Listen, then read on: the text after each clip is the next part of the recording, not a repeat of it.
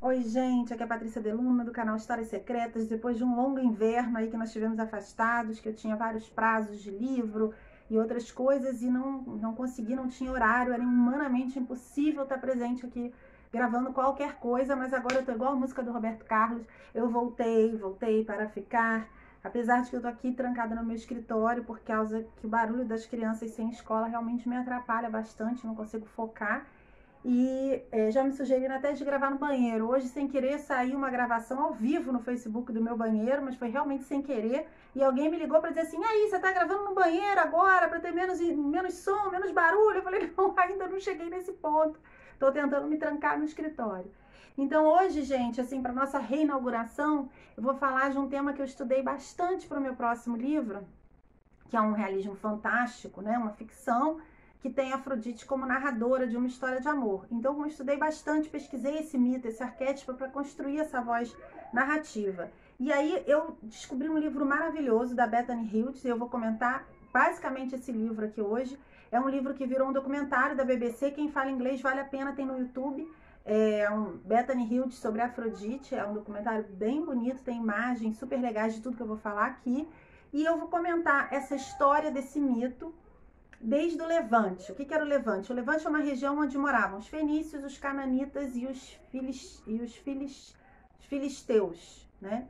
E a gente vai pensar que quando a gente estuda a história de um mito, de um arquétipo, né? Aquele estudo ele revela pra gente como aquela sociedade lidava com o desejo, com o feminino, com o masculino, qual era a relação daquela sociedade com Deus e com o outro, né? E como isso vai evoluindo ao longo da história ou não, né? E a minha conclusão ultimamente é que a gente não evoluiu nada dos cananeus para cá. A nossa relação, a gente tem tentado, a sociedade tem tentado usar mecanismos externos para controlar a sexualidade. Eles não têm tido muitos resultados. As pessoas continuam vivendo sem muita consciência a sua afetividade, a sua sexualidade, o controle externo não funciona tão bem quanto se imaginava que ele poderia funcionar. Então vamos começar falando como era a relação dessa deusa do amor na Fenícia, no Levante, né, onde tinham esses povos, e como essa deusa do amor e da guerra e da sexualidade, da reprodução, chega em Cyprus, né, no Chipre, e se transforma em Afrodite, né? Então, os cananitas, eles tinham essa deusa chamada Ishtar, que era uma deusa da guerra e do amor. Tem um vídeo aí sobre Ishtar, de Ishtar, a Mulher Maravilha, porque a Mulher Maravilha é um arquétipo reconstruído de Ishtar, né? Então, Ishtar era essa deusa dos cananitas, dos filisteus e dos fenícios. Era uma deusa do Levante, né? Inclusive, tem uma tese, né, que acredita que a estrela de Davi, ela poderia ser a estrela de Ishtar. Por quê? Já vai ter um monte de gente escrevendo aí que eu estou sendo pagã. Não, gente, eu não sou pagã. A gente tem que entender que a gente não pode julgar os povos ancestrais com o nosso olhar de hoje, né? Existiam misturas entre aqueles povos, principalmente na jornada do povo do livro, né? Do povo dos israelitas que vão se tornar monoteístas. Existia ali, eles lidam num ambiente muito politeístas e vão se tornando cada vez mais um povo monoteísta, né? Então, a coisa mais aceita é que a estrela de Davi, ela seria as próprias letras de Davi, né, que parecem dois triângulos, assim, vocês podem dar um Google, até tem na Wikipedia, parecem dois triângulos, as letras que formam Davi, né? E elas de cabeça para baixo formariam um triângulo de cabeça para cima e um triângulo de cabeça para baixo. Para mim não faz muito sentido, mas é possível que alguém com uma mente muito criativa, já com uma mente assim muito de designer, tenha transformado aquele triângulo, pegado um triângulo, virado, transformado, puxado para lá, para cá e transformado aquilo numa estrela. Mas eu acho que o mais provável é que em algum momento Davi teve o apoio daqueles povos ali para se tornar rei e que ele tenha absorvido, já que eles lutaram um momento juntos e outro momento separados, que ele tenha absorvido aquela estrela para o seu brasão. Ou não, tá? Ou não, antes que venham escrever, porque é tão difícil falar de religião hoje no Brasil, as pessoas estão tão fundamentalistas. Esse é o canal Histórias Secretas para pensar fora da caixa. não é aula de catequese. Ou não, talvez não. Mas existe toda uma teoria, principalmente vindo ali da região que era do Levante, que esses povos dizem que houve uma apropriação da estrela. Mas que estrela era essa? Por que Ixtar tinha uma estrela? Porque Vênus o planeta Vênus sempre foi associado à deusa da fertilidade, da sexualidade, em várias culturas, né? Então foi associado a Ixtar. O planeta Vênus faz um movimento no céu a cada 8 anos que forma uma estrela, né? E essa estrela é considerada a estrela de Vênus. O planeta Vênus também brilha, e alguns povos antigos achavam que aquele brilho do planeta Vênus era uma estrela, a estrela de Vênus. Algumas teorias dizem que a estrela que os magos seguiram para ver Jesus, que eles eram, esses magos, eles tinham conhecimento astrológico, e que eles seguiam a estrela que na verdade era Vênus. O brilho de Vênus no céu em certas épocas do ano faz parecer que ela é uma estrela e não um planeta, né? Então, essa estrela era a Vênus, sempre foi associada a Afrodite e a Ixtar. Com a comercialização, os fenícios eles eram grandes comerciantes ali naquela região. Eles eles comercializaram muito com os gregos desde a idade do início da idade do bronze. Eles já comercializavam muito com os povos que mais tarde viraram gregos, né? Eles comercializavam com os minoanos, com os micenas, e na medida que houve toda uma mudança naquela região, e eles começaram, lá para o final da Idade de Bronze, houve, com a queda assim, comercial muito grande que teve devido a guerras, eles começaram a se mudar para o Chipre. E no que eles se mudaram para o Chipre, eles começaram a levar a religião deles. Então eles levam a deusa Ixtar e ela se mistura com uma deusa local que existia. E Chipre é o lugar onde começa a perfumaria, é um dos lugares mais importantes da perfumaria da antiguidade, né? Porque o Chipre recebia matéria-prima do Oriente. O Chipre era um lugar onde o Oriente e o Ocidente se encontravam. Era um lugar ali muito próximo à Grécia e também muito próximo ao Oriente. E os filisteus, eles faziam comércio, e os cananitas também, tanto com o povo do Egito, quanto com o povo grego. Então, eles traziam o Oriente para o Ocidente. Então, eles trazem sua deusa Ixtar. Essa deusa, ela encontra a deusa local que existia lá, que era uma deusa que tinha que adorava essa coisa das especiarias, do perfume, era uma deusa da fertilidade. Esse símbolo que faziam para essas deusas ainda existe. Ela não era uma deusa como Afrodite, que tem um corpo feminino, ela era uma deusa mais primitiva, né? Então, quando esses gregos eles vêm, quando os fenícios vêm e trazem Ixtar, ela se funde com essa deusa local. E dessa fusão, né, com essa deusa local e com as ideias também dos gregos, começa a surgir uma deusa que eles chamam de Afrodite, né? E algumas teorias, Afrodite seria o nome Afrodite, teria uma derivação da palavra que significa que nasce da espuma, que vem da espuma em grego. Mas tem muitas teorias que acham que isso não faz sentido, que muitos linguistas acham que, na verdade, isso vem de uma relação com a própria palavra Ixtar, que eu não saberia explicar aqui de cor, né? Porque são das palavras que vêm do fenício, qual a relação que teria com o nome Afrodite. Mas o primeiro lugar que se ouve falar na Terra de Afrodite é nesse lugar onde houve essa fusão de culturas. E lá é o primeiro templo de Afrodite. Inclusive, é um templo em que na própria Ilíada se conta que Afrodite foi lá se banhar em perfumes depois da guerra. Agora, acho que é na Odisseia, talvez. Esse lugar está relatado na literatura grega como um lugar onde Afrodite ia se banhar de perfumes. Mais tarde, quando os romanos se apropriam do mito de Afrodite, eles começam a ir ao templo de Chipre também, que é um dos maiores templos de adoração na antiguidade de Afrodite. Hoje o templo de Afrodite virou uma igreja mariana no Chipre, né? Onde inclusive existe uma cinta que parece muito a cinta do mito de Afrodite, a cinta mágica, que diziam na mitologia que Afrodite tinha uma cinta, que era uma cinta que tinha artefatos que representavam as qualidades dessa deusa. E hoje nessa igreja dedicada a Nossa Senhora, disse que tem uma cinta mágica que foi abençoada pela própria Nossa Senhora, mostrando aí pra gente um pouco como os mitos, né, como a gente vai trocando de guarda no mundo, né?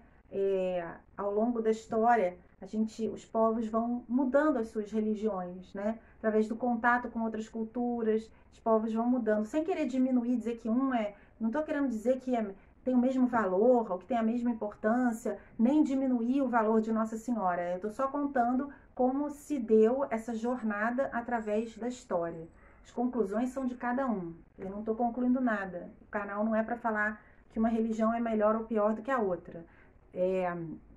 E aí o que acontece é que a Afrodite surge ali em Chipre e começa a ser muito adorada pelos gregos, né? Ela vira um culto basicamente grego. E essa deusa, ela é muito interessante porque os arquétipos, eles falam pra gente de características humanas, né? Os arquétipos, esses deuses das mitologias antigas, eles não se comportam como deuses que estão acima de nós. Eles se comportam como deuses que estão acima de nós num sentido bem lato, assim. Eles não são Deus que está, digamos assim, vibrando mais na luz, mas um Deus que está representando características humanas. E nessa representação das características humanas, a gente tem uma coisa que é muito interessante, que é um mapa da nossa humanidade. São ideias que refletem como a gente lida com o nosso dia a dia e como a gente poderia lidar, né? Então, Afrodite, sendo essa deusa que vai viver várias aventuras no campo da afetividade, né? Ela traz pra gente a ideia de que o desejo pode ser uma coisa muito perigosa, pode ser muito destrutivo, mas ele também pode ser muito construtivo. E que é muito importante uma educação afetiva, para que a gente saiba lidar com esse desejo, que ele tem um lado negro e destruidor, e tem várias histórias de Afrodite onde o desejo é destruidor, e tem várias histórias de Afrodite onde o desejo é construtivo, porque ele permite que você case, tenha filhos, se envolva. Esse desejo pode te juntar com uma pessoa certa para o seu aprendizado ou com uma pessoa que vem destruir o seu caminho, né? No momento que você sente atraída por uma pessoa que vai ser com quem você tem algo para aprender, com quem você tem algo para viver, e através desses desejos vocês se unem e constroem uma história de aprendizado, de um casamento, ou de fazer filhos, de forma harmoniosa, e um dos frutos de Afrodite Ares é a harmonia, esse desejo é um desejo muito produtivo. Na medida que esse desejo serve para você se arriscar, se colocar em perigo, destruir o que você tem, esse é um desejo muito obscuro. E um dos frutos de Afrodite Ares é Demos e Phobos, né? Então, Afrodite faz a gente pensar como a humanidade lida com desejo. E a história dela segue para Roma, um lugar onde o desejo tem uma narrativa muito centralizada. Essa sociedade é muito construída em torno do desejo, né? A gente vai ter Calígula se vestindo de Afrodite, e a gente vai ter Cleópatra se vestindo de Afrodite. E Cleópatra leva Afrodite para o Egito.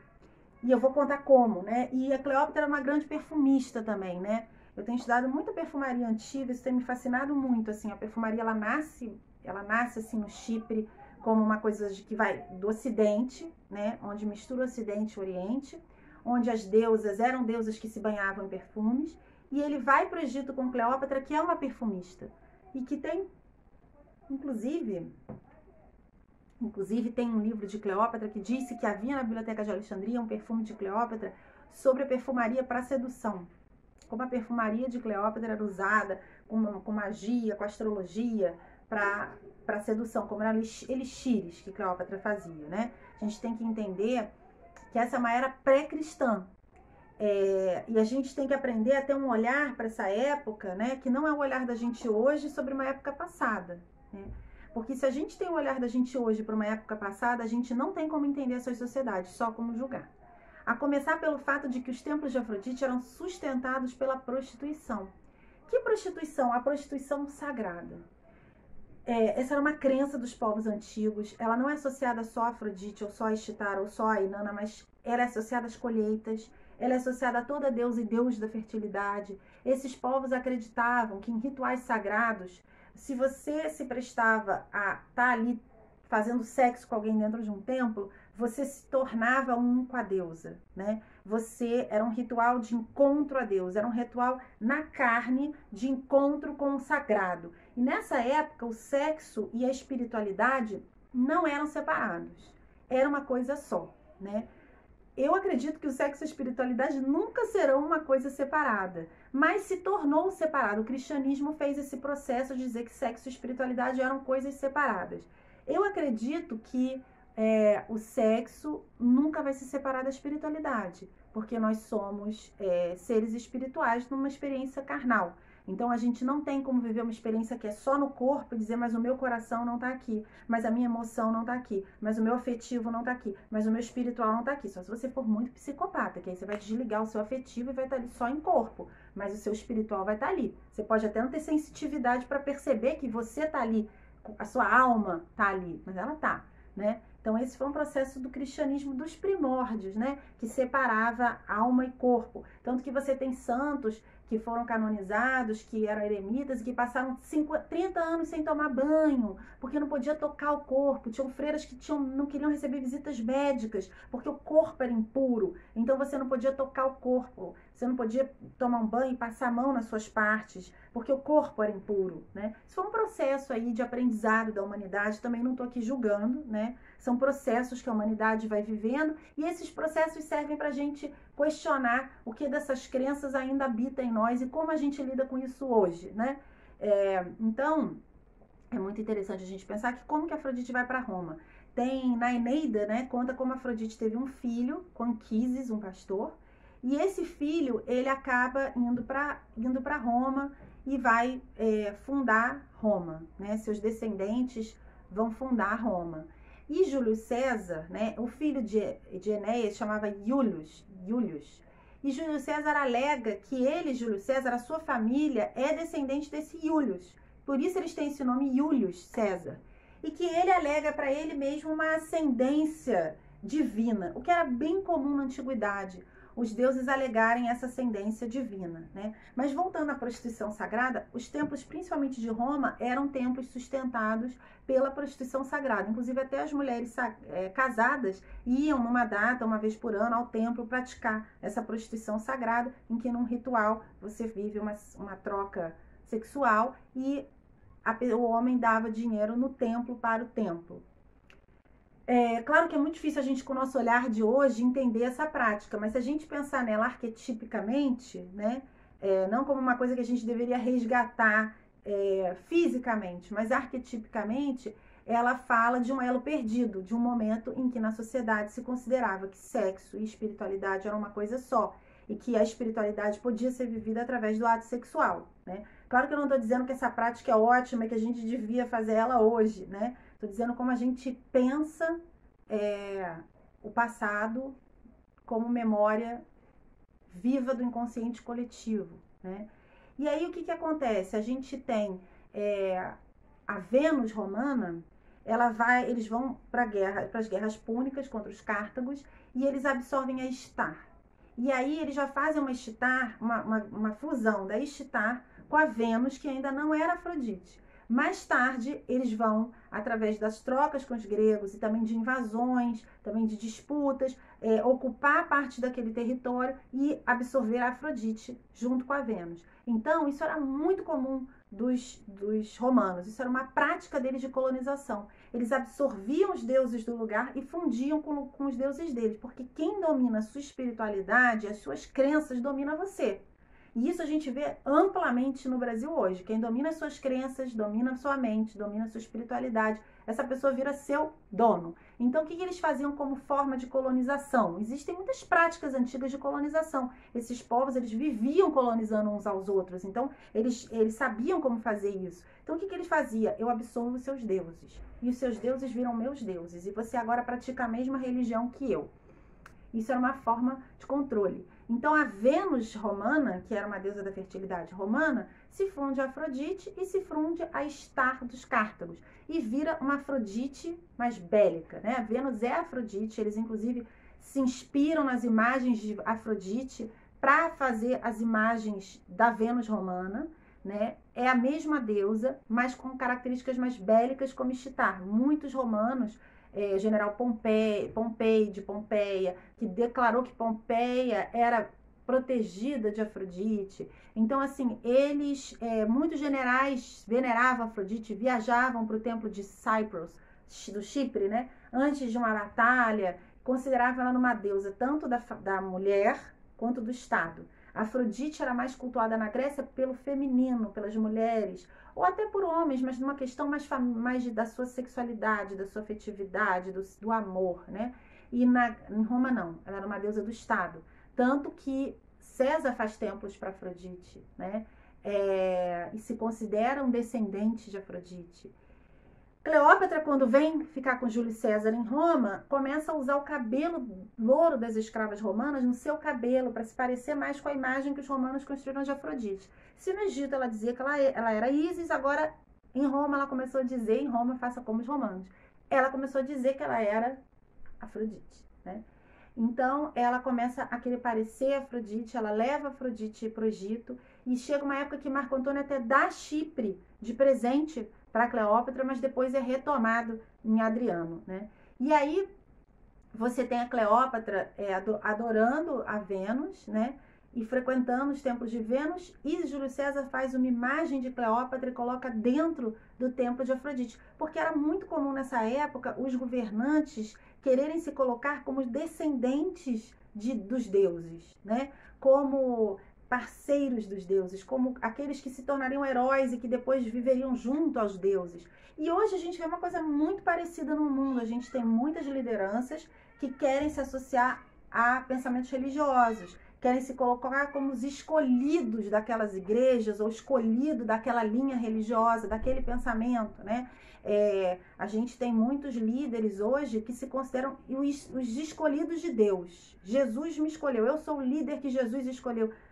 Eu não sei, né? É o que uma denominação, outra denominação diz. Se não sei, essa é uma prática muito antiga das lideranças quererem se dizer escolhidas do que era sagrado naquele momento. Então, o que era sagrado naquele momento era Afrodite. O que era sagrado para os nórdicos era Freia. Então, a dinastia mais importante nórdica se dizia descendente de Freia, que o líder lá deles, antepassado, tinha dormido com Freia.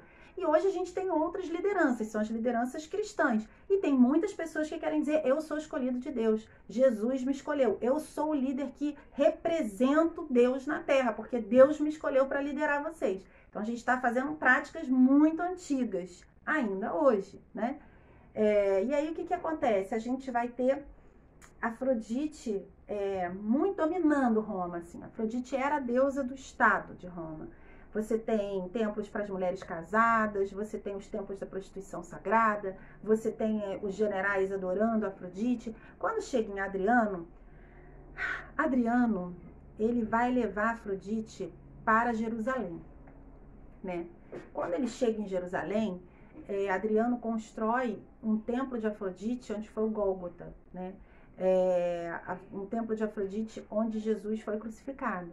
E tem alguns historiadores acreditam, né, dizem que quando Helena, mãe de Constantino, encontra alguns pedaços, relíquias da cruz de Jesus, ela encontra nesse templo de Afrodite, que era o que existia na época no Gólgota, né?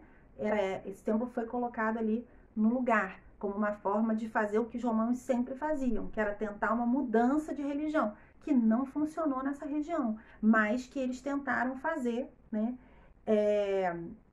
Colocar Afrodite ali no Gólgota para tentar fazer eles... É uma forma de se apropriar da religião do outro, né? E se misturar para tirar a religião do outro, né?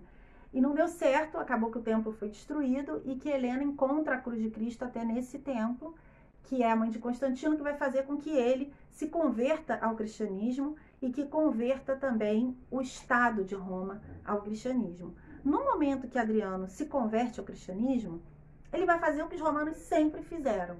Ele vai impor o cristianismo como a religião do império. Então, se antes eles pegaram a Estitar dos Cártagos, fundiram com Vênus e disseram, agora é Vênus, todo o templo de Estitar é Vênus, chegaram na Grécia e falaram, todo o templo de Afrodite agora é Vênus, eles tentaram fazer a mesma coisa com o cristianismo. Todo mundo que adora Ísis, agora adora Maria. Todo mundo que adora Vênus agora adora Maria. Todo templo de Afrodite vai virar um templo de Vênus. Todo templo de Afrodite de Vênus vai virar um templo de Maria. E aí, muitos templos de Afrodite viraram templos do Espírito Santo, igrejas dedicadas ao Espírito Santo. Então, você tem muitas pombas. A pomba branca era o símbolo de Afrodite. Como muitos templos de Afrodite foram dedicados ao Espírito Santo, esses templos passaram a usar o símbolo da pomba, que inicialmente... E a gente tem que entender que a Afrodite, nessas sociedades, ela não representava só sexo, nunca foi deusa do sexo, ela era deusa da afetividade, das relações humanas e da reprodução, né? E também deusa da alegria, deusa da inspiração, né? Então, e para os romanos também uma deusa da batalha, como era Ishtar, era muito comum as deusas do amor serem também deusas da guerra. Quando a gente vai falar da Ishtar e que vira Vênus, né? A gente entende que depois os romanos falaram assim, agora todo o templo vai ser de adoração mariana, então, ou de Espírito Santo. Então, a pomba que representava nesses templos Afrodite passa a representar o Espírito Santo, que anteriormente tinha sido representado pelo corvo, porque o corvo é um mensageiro, né? E o Espírito Santo é o que Deus deixa para que a gente se comunique com Deus, é o Espírito Santo que traz os dons, né? Então, era entendido como também aquele que é o mensageiro, que Jesus foi aos céus, mas deixou o Espírito Santo. Então, o corvo representava o Espírito Santo, passou a ser representado pela pomba da Afrodite. E assim, a Afrodite foi desaparecendo, mas o inconsciente coletivo, ela existe como um arquétipo, né? E um arquétipo que fala desse lugar do desejo, e de como a gente vive o desejo, e de como a gente vive a relação da gente com o sexo, né? E eu acho que a maior mensagem de Afrodite, quanto um arquétipo, é esse lugar de conhecer o desejo. Porque se você põe ele para debaixo do tapete, ele não vai funcionar. O vídeo já está muito longo. Tem muitas coisas que não foram faladas. Por exemplo, como esse arquétipo faz a gente entender a perseguição à sensualidade. Por que a mulher que é muito sensual, que vive essa sexualidade, é rotulada de piranha? Porque houve a caça às bruxas, que foi uma fusão de um arquétipo de Perséfone com de Afrodite. Porque existe essa ideia de que a mulher muito sensual vai seduzir o homem e o homem vai ser uma vítima dessa mulher. O homem não vai resistir, como o homem não tivesse nenhum empoderamento, o homem não tivesse nenhuma capacidade dentro dele de resistir a um assédio, né? Esse lugar do masculino também é um lugar para ser pensado, né? Porque como a gente tem a caça às bruxas, né, foi uma fusão desses dois arquétipos num momento em que a gente começou a ver a sexualidade como uma coisa negativa. Outra coisa que esse arquétipo traz para a gente pensar é se a gente está vivendo a nossa sexualidade de uma forma sagrada, como se o nosso corpo fosse um templo, ou se a gente está vivendo de uma forma muito masculinizada e muito profanada, né? Então, esses e outros questionamentos, eles vão estar num workshop que eu vou dar, que chama A Jornada da Deusa Interior, e esse workshop, ele vai estar à venda no Hotmart. Vocês podem entrar lá, vai ter os links aí, e vocês podem participar. É um curso só, é uma jornada só, um dia só, 1 hora de curso. Quem quiser se aprofundar, saber mais sobre as feridas desse arquétipo na mulher moderna, sobre os equilíbrios e desequilíbrios que esse arquétipo traz, está lá. E para concluir, eu vou ler aqui a conclusão dessa pesquisa maravilhosa da Bethany Hildes, né? E o que ela, depois de pesquisar muito tudo que esse arquétipo representava na história, ela fez uma conclusão pequenininha aqui que eu vou ler para vocês porque eu achei muito interessante, vou traduzir, né? Afrodite e Ares, né, tiveram 4 filhos, Deimos e Phobos, Dread and Fear, mas também tiveram os filhos, a filha Harmonia. Talvez o que Afrodite nos peça, quando a gente a comemore, não é procurar o desejo que destrói, mas o desejo que une, que junta as comunidades e não que destrói as comunidades. Ela é, ao mesmo tempo, a ferida e a cura da ferida.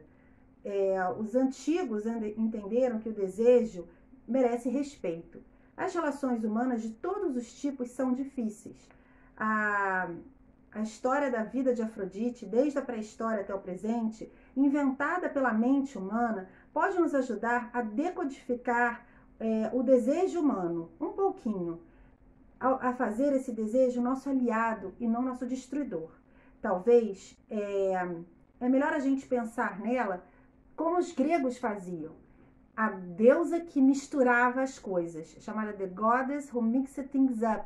A deusa que cria caos, porque Eros cria o caos. Eros é uma criança, né? É um deus criança que vem bagunçando tudo. O amor bagunça, né?